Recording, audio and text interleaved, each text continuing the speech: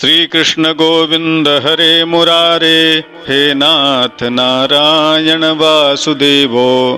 बोलिए श्री कृष्णचंद्र भगवान की जय। बोलिए पुरुषोत्तम भगवान की जय।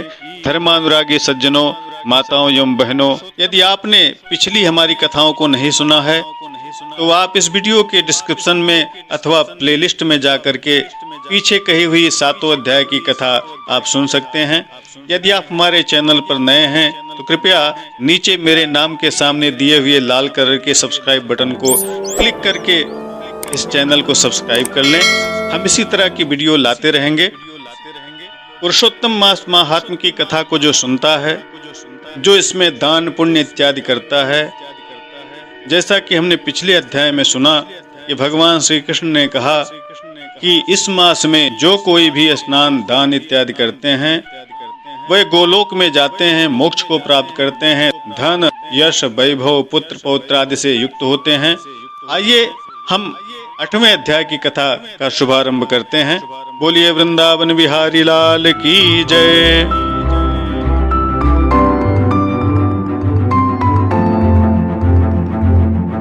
पुनः आपका स्वागत है। अथ अष्टमोऽध्यायः। सूत उवाचो नारदः कृतवान् प्रश्नं पुनरेव तपोधनाः। विष्णु श्रीकृष्ण संवादं श्रुत्वा सन्तुष्टमानसः।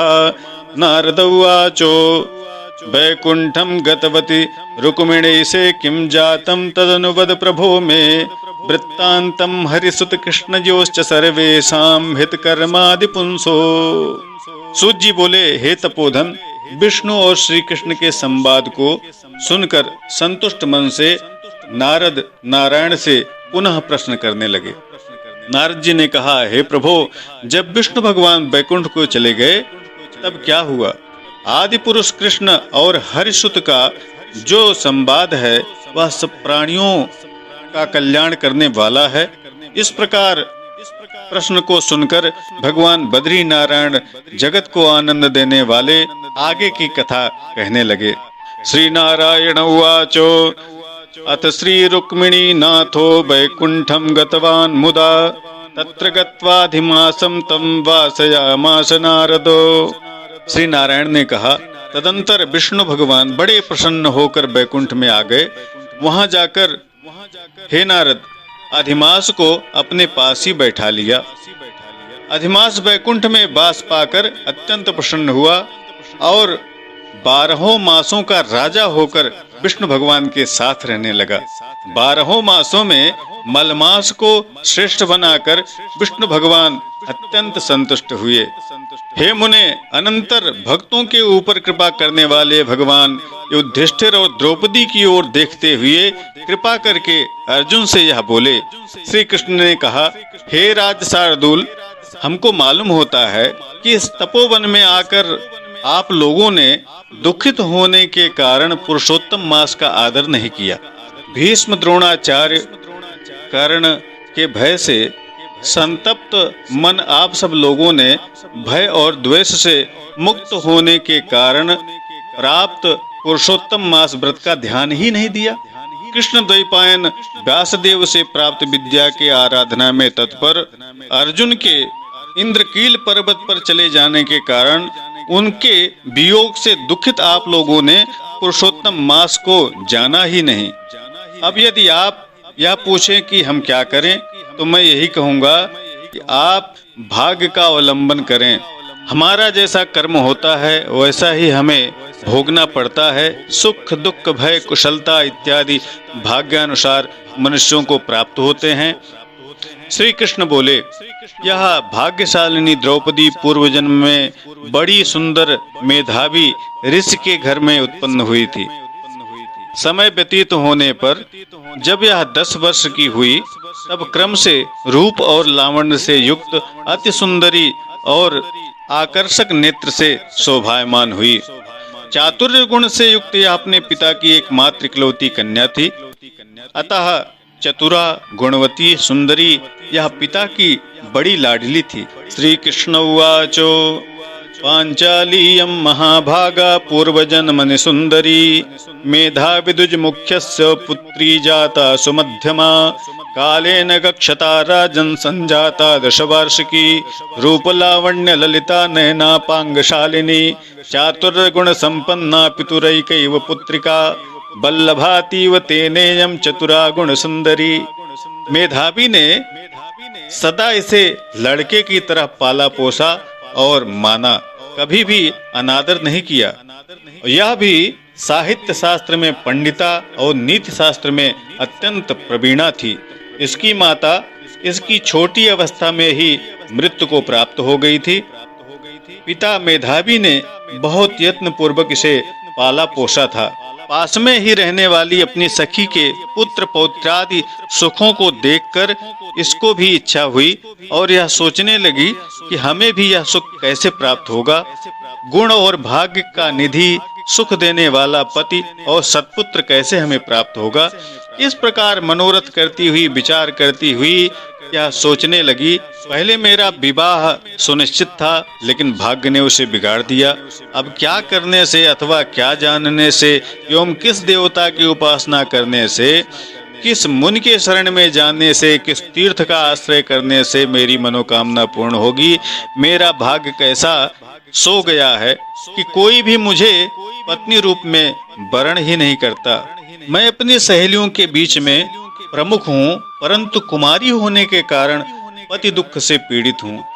जैसे मेरी सखियां पति सुख को भोगने वाली हैं, वैसे मैं नहीं हूँ। मेरी भाग्यवती माता पहले क्यों मर गई। इस प्रकार चिंता से व्याकुल होकर के कन्या मनोरथ रूप समुद्र के मोह रूपी जाल में निमग्न होकर शोक मोह रूप लहरों से पीड़ित हो गई। इसके पिता मेधावी ऋषि थे। कन्यादान के लिए, कन्या के समान वर ढूंढने के लिए देश विदेश भ्रमण करने के लिए निकले, परंतु कन्या के अनुरूप वर न मिलने के कारण बहुत निराश हुए। कन्या का मनोरथ और अपना मनोरथ पूर्ण न होने के कारण दैव योग के कारण उन्हें ज्वर हुआ। उनके सब अंग प्रत्यंग टूट फूट कर अलग हो गए और वे कष्ट से लड़खड़ाते हुए पृथ्वी पर गिर पड़े। भय से विह्वल कन्या जब अपने पिता के सम्मुख आई तो कन्या का मुख देखकर भाव से विह्वल होकर के वह ऋषि पुनः मरणासन्न स्थिति में पहुंच गए। ऐसी स्थिति में उन्होंने भगवान श्री पुरुषोत्तम का स्मरण किया। उन्होंने भगवान के नाम का जाप किया। श्री कृष्ण गोविंद हरे मुरारे राधेश दामोदर दीननाथ माम पाहि संसार समुद्र मगनम नमो नमस्ते ऋषिकेश्वराय। इति मुनि वचनम निशम्य दूता झटित समायम मुकुंद लोकात् तदनुमृत मुनिं करे गृहीत्वा चरण सरोरुह मयूरीश्वरस्य प्राणोत्क्रमणामालोक्य हाहेति सारुदत्सुता अंगे कृत्वा पितुर्देहं बिललाप सुदुःखिता।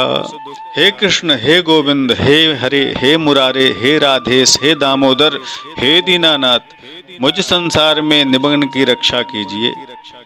इंद्रियों के ईश्वर आपको प्रणाम है। इस प्रकार मेधावी के वचनों को दूर से ही सुनकर भगवान के दूत चटपट मुकुंद लोक से आते हुए उस मरे हुए मुनि को हाथ से पकड़कर ईश्वर के चरण कमलों में ले आए। इस प्रकार अपने पिता के प्राणों को निकलते हुए देखकर कन्या हाहाकार करके रोने लगी। पिता के शरीर को अपने गोद में रखकर अति दुख से विलाप करने लगी। कन्या बोली, हाय हाय हे पिता, हे कृपा सिंधो, हे अपनी कन्या को सुख देने वाले, मुझे आज किसके पास छोड़कर आप वैकुंठ सिधार रहे हैं।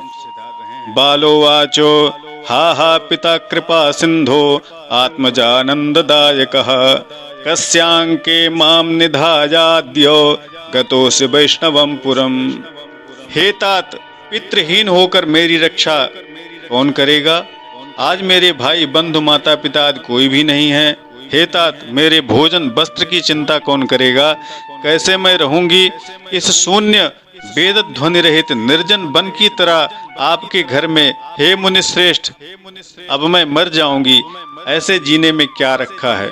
हे तात, विवाह विधि बिना किए ही आप यहाँ से चले जा रहे हैं। हे तपोनिधे, आप यहाँ आइए और अमृत के समान मधुर भाषण कीजिए। क्यों आप चुप हो गए? हे तात, बहुत देर से आप सोए हुए हैं, आप जागिए। ऐसा कहकर आंसू बहाते हुए घड़ी घड़ी कन्या विलाप करने लगी और पिता के मरने से दुखित आरता चील पक्षी की तरह मुक्त कंठ से रोने लगी। उस लड़की का रोदन सुनकर वन में रहने वाले ब्राह्मण आपस में कहने लगे, इस तपोवन में अत्यंत करुण शब्द में कौन रो रहा है? ऐसा कहकर सभी तपस्वी चुप होकर मेधावी ऋषि की कन्या का ऐसा यह शब्द है, ऐसा निश्चय कर घबराए हुए हाहाकार करते हुए मेधावी के घर की तरफ आए और वहां आकर सभी ने उस कन्या के गोद में मरे हुए मेधावी ऋषि को देखा और देखकर उस वन में रहने वाले सभी मुनि भी रोने लगे। उस कन्या के गोद से उस शव को उठाकर शिव मंदिर के पास बने हुए श्मशान के पास गए। वहां काष्ठ की चिता लगाकर विधि पूर्वक मेधावी ऋषि का अंत्येष्टि कर्म करके उनका दाह संस्कार किए। दाह के अनंतर कन्या को समझाकर सब ऋषि अपने अपने आश्रम को गए। इधर कन्या भी धैर्य धारण करके पिता के मरण क्रिया इत्यादि को किया और उसी तपोवन में निवास करने लगी। पिता के मरण रूप दुखाग्नि से जलती हुई रंभा की तरह व्यतीत होती हुई बछड़े के मर जाने पर जैसे गाय चिल्लाती है, उसी तरह वह कन्या भी अत्यंत दुखित हुई। श्री बृहन्नारदीय पुराणे पुरुषोत्तम मास माहात्म्ये अष्टमः। इसी तरह से बृहन्नारदीय पुराण के पुरुषोत्तम मास महात्म्य के 8वें अध्याय का समापन होता है। बोलिए वृंदावन बिहारी लाल की जय, बोलिए पुरुषोत्तम भगवान की जय। श्री कृष्ण गोविंद हरे मुरारे, हे नाथ नारायण वासुदेवो। मित्रों, आज की कथा बहुत ही रोचक थी। आप सभी ने पुरुषोत्तम मास के महात्म को जाना, कैसे कृष्ण भगवान ने अर्जुन इत्यादि को बताया कि आप भी जो यह दुख भोग रहे हैं, आपने भी पुरुषोत्तम मास का अनदेखा किया। किस तरह से द्रौपदी के पूर्व जन्म की कथा आपने सुनी। इससे आगे की कथा हम शीघ्र ही लेकर के अगली वीडियो में आएंगे। ज़्यादा से ज़्यादा हमारी इस वीडियो को आप लोग शेयर करना मत भूलिएगा। आप सभी का बहुत बहुत धन्यवाद। नमस्कार, जय विश्वनाथ। ओम नमो भगवते वासुदेवाय।